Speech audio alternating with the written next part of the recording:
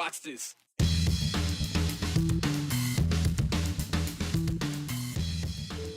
They, of all people, know freedom comes with a price. But Idaho's chapters of the American Legion say they are paying the price for one of their own, diverting their donations into his own pocket.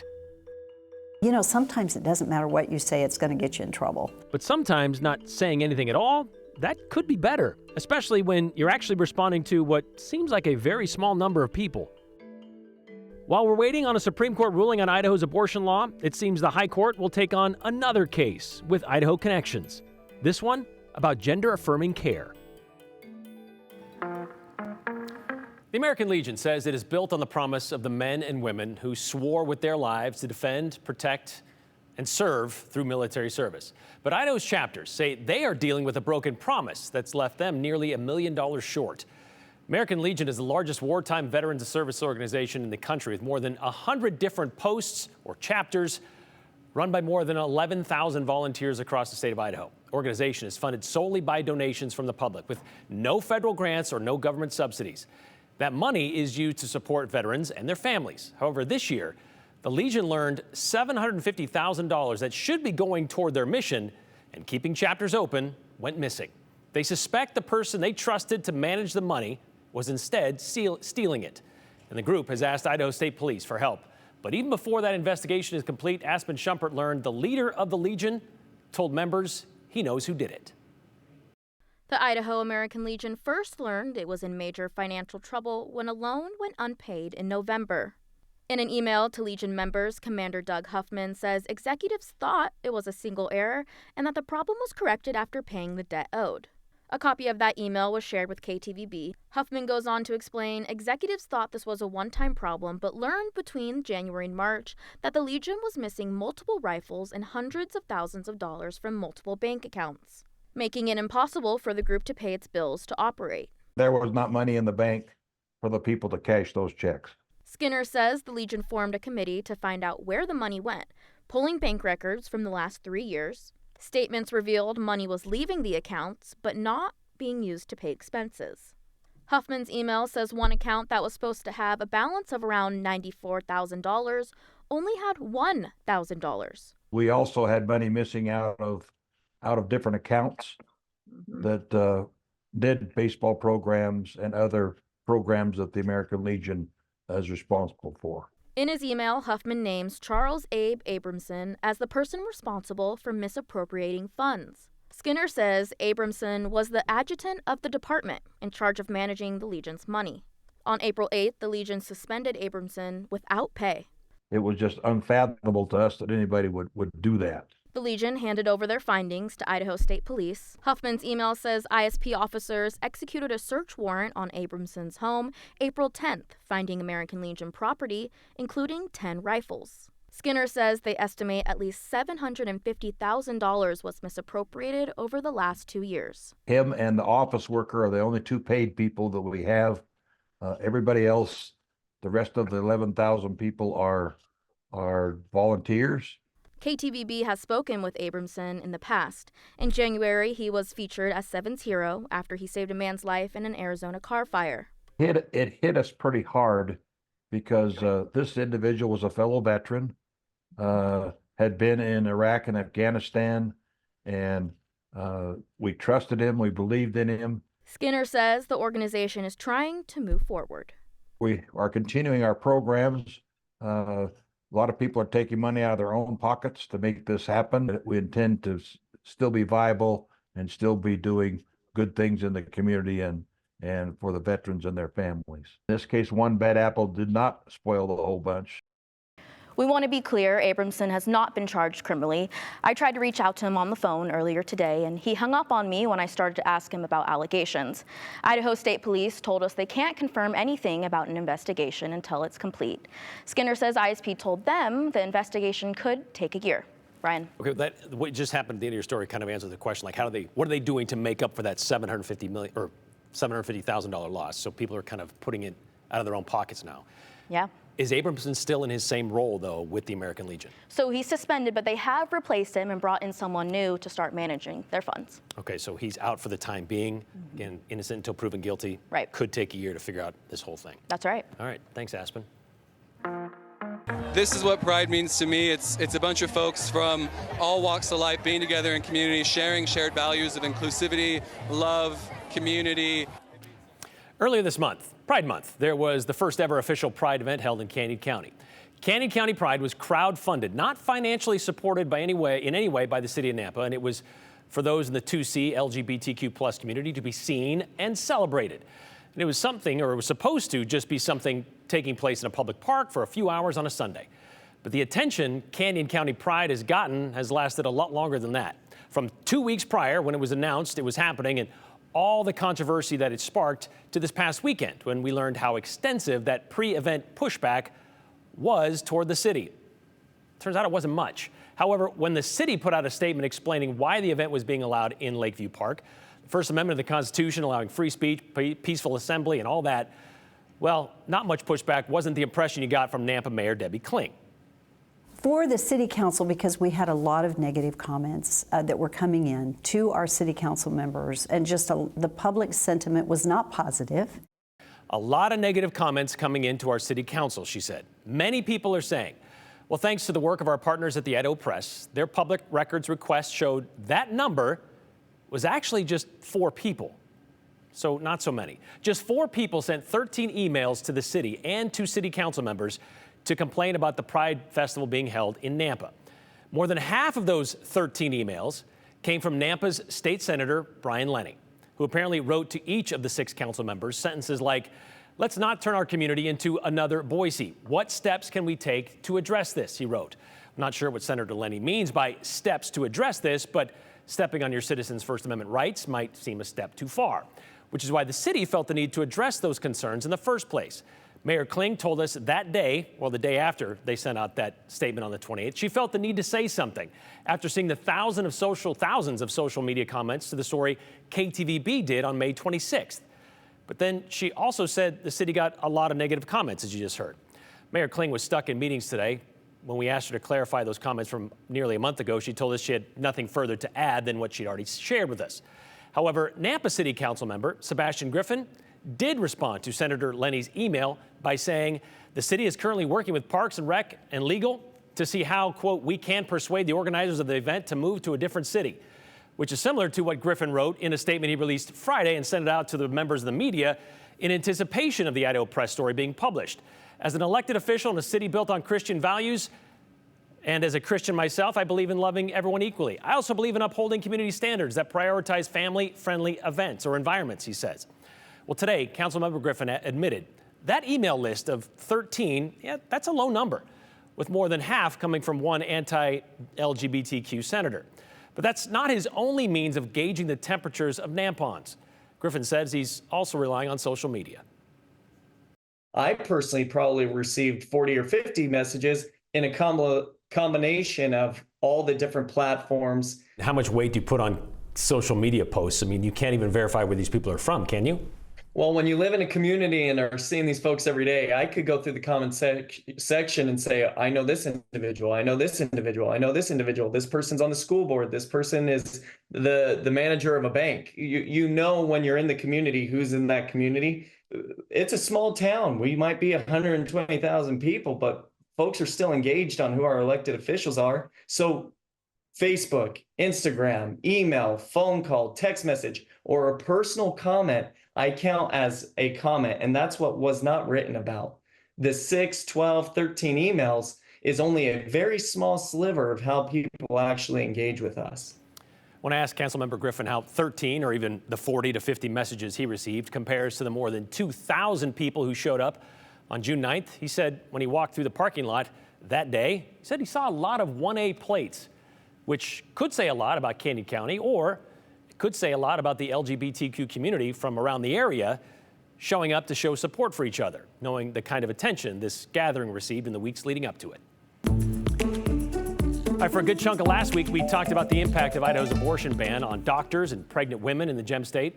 We had a series of stories triggered by the law, triggered by what was decided 2 years ago today, when the U.S. Supreme Court overturned Roe v. Wade in the historic Dobbs versus Jackson Women's Health Organization decision. That decision returned the right to an abortion to be decided by the states. Well, in Idaho, because of a law passed 2 years prior to, 2 years from today, that meant nearly all abortions would be illegal, except in the cases of rape, incest, or when the life of the mother is in danger.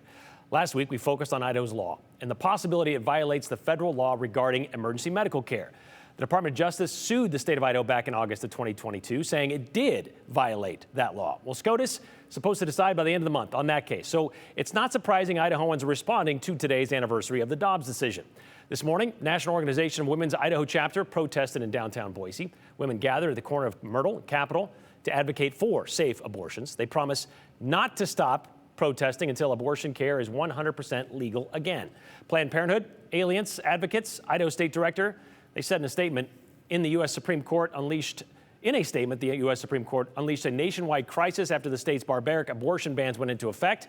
They said, we've seen patients airlifted out of the state to access emergency care, patients forced to raise money to access that care out of state, and physicians leaving the state out of fear of jail time for simply doing their jobs.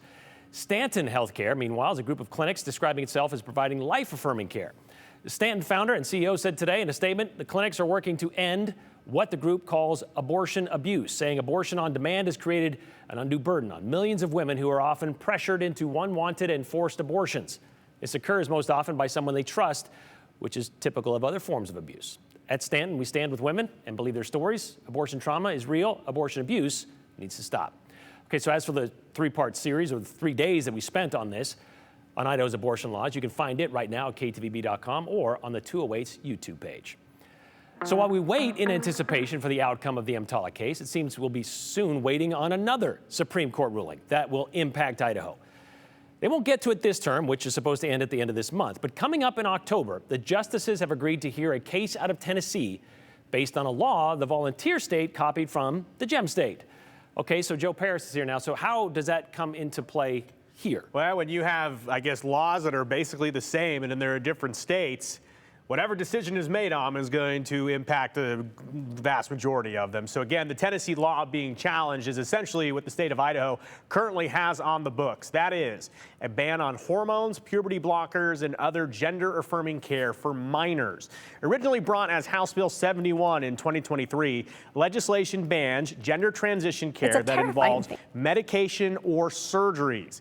The Tennessee case, set for the Supreme Court examination, it's basically the same law. So if the Supreme Court found it would be unconstitutional, Idaho's would be unconstitutional as well. Consistency. And we heard from parents of transgender kids in Idaho about the ban, the ACLU about the legal grounds to have that law thrown out, and an Idaho lawmaker who say that they brought the bill to protect kids who currently do not have access to hormones that other kids their age use for other medical reasons. It's a terrifying thing to think that your government has created a hostile medical environment for your kid.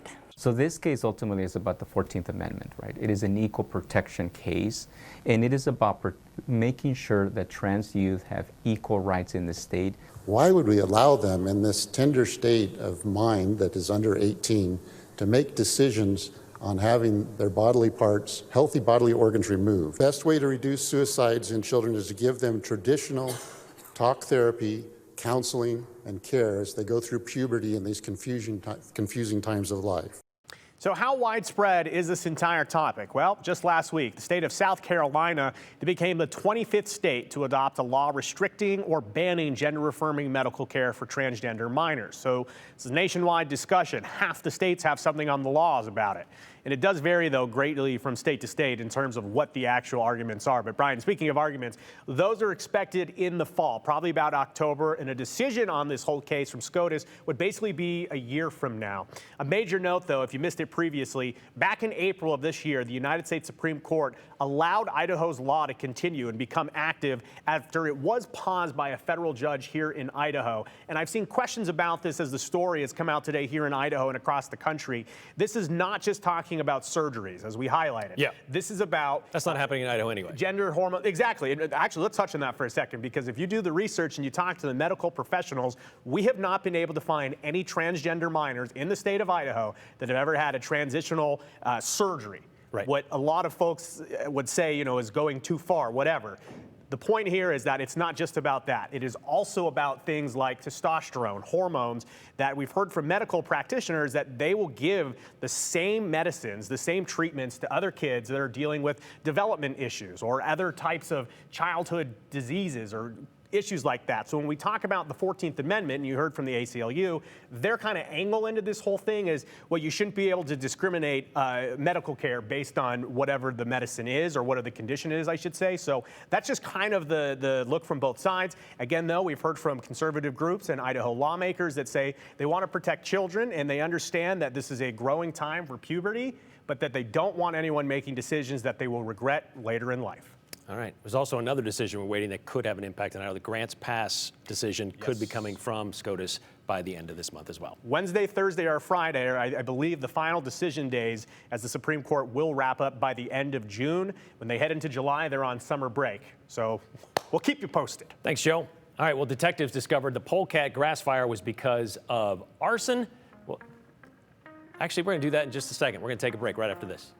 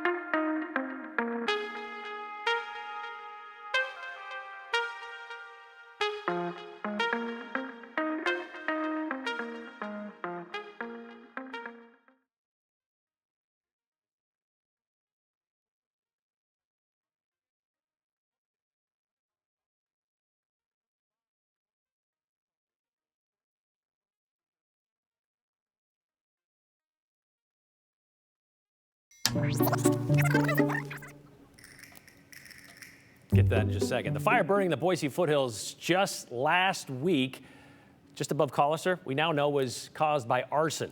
Detectives discovered the polecat grass fire was started by somebody, and that suspect is now behind bars. Morgan Romero tells us who that person is and more. 208 News in today's 411. Boise police arrested 51-year-old Brian Grensing of Boise today for arson after detectives identified him as the suspect in the polecat grass fire. The fire burned 36 acres near the Polecat Gulch trailhead on Friday and threatened homes near the end of North Collister Drive. Detectives identified Grensing after watching video near the area. He's now in the Ada County Jail. Boise Parks and Rec and Ridged Rivers say trails are open in the Polecat Reserve, just don't go off trails into the burned areas. The Wyoming Department of Transportation hopes to have the emergency detour for Teton Pass paved and open to traffic by the end of next week. There will be one lane in each direction with reduced speeds. Earlier this month, a landslide took out a chunk of the pass. The road is popular for commuters traveling from Idaho into Jackson Hole or going to Yellowstone and Teton National Parks. Speaking of fixing roads, Broadway chip sealing will finish up this week. But as soon as they're done with Broadway, crews are moving onto State Street between Highway 16 and Linder. You can expect lane closures, reduced speed limits, and flaggers in the road overnight from 9 p.m. to 6 a.m. through Friday. Happy chip sealing season, and that's the 411 on the 208. I'm Morgan Romero.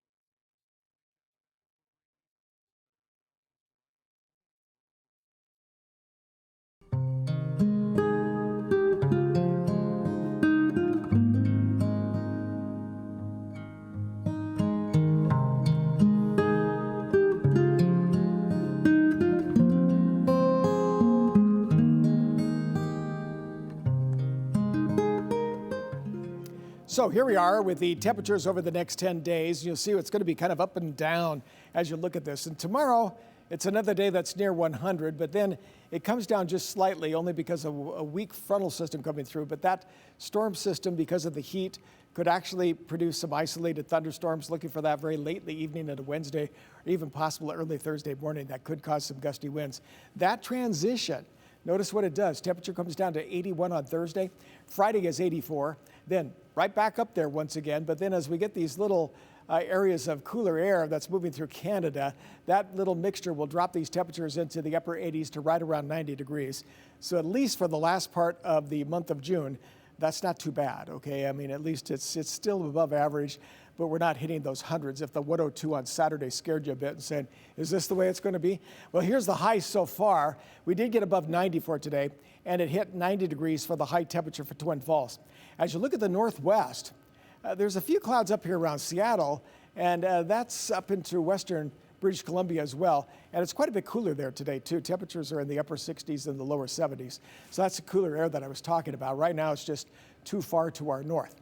So let's take a look at our 7-day forecast. Now, this is going to be for the Boise area. See the 98 for tomorrow, 93. Then we drop down for a bit, and then the temperature comes back up. Then it drops again for a little bit. So, you know, temperatures will be pretty close to about average when you look at some of these high temperatures that are basically into the mid-80s. Now, here's a look at the Magic Valley forecast, and you'll see, yeah, some of those highs still getting up into the 90s, even this weekend, 96 and then down to an 85, quite a transition, and likely you'll see some gusty winds there. In mountain locations, there is a chance of a rain shower on Wednesday, or even an isolated thunderstorm. It could occur again next Sunday and Monday. Of course, that's going to keep those temperatures down into the 70s for most of the mountain locations, keeping it from heating up too much.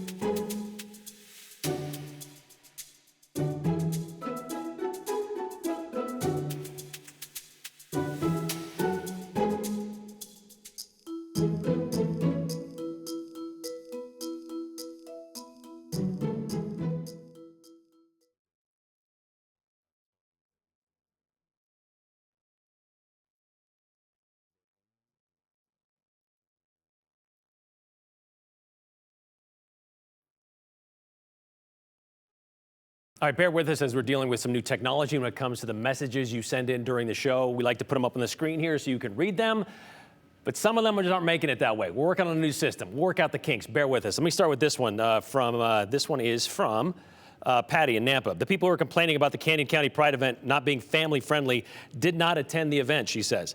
And did they forget about the Undie Run or Streak to the Peak? It's a nudist colony that runs up in the mountains, by the way. More nudity at both of these family-friendly events. As a trans person, Kurt sent this in from Boise. I get a huge pit in my stomach whenever new trans restrictive laws are passed or cities like Nampa pushes back against pride. Dread is now a daily feeling as a queer person. Why can't we just live our lives? The lack of compassion is terrifying. Let's see what else we got here really quickly. Social media doesn't count. Texts don't count. Only verifiable legal complaints count. I don't care if they claim 500 complaints for the Nampa or the Canyon County Pride event. 500 out of over 100,000. Stop the gaslighting. That's Gerald in Nampa, who's lived there for the last 50 years. Some of you complaining about whether it's Nampins or Nampons. I think we're going to stick with Nampons. Nampions? That doesn't work.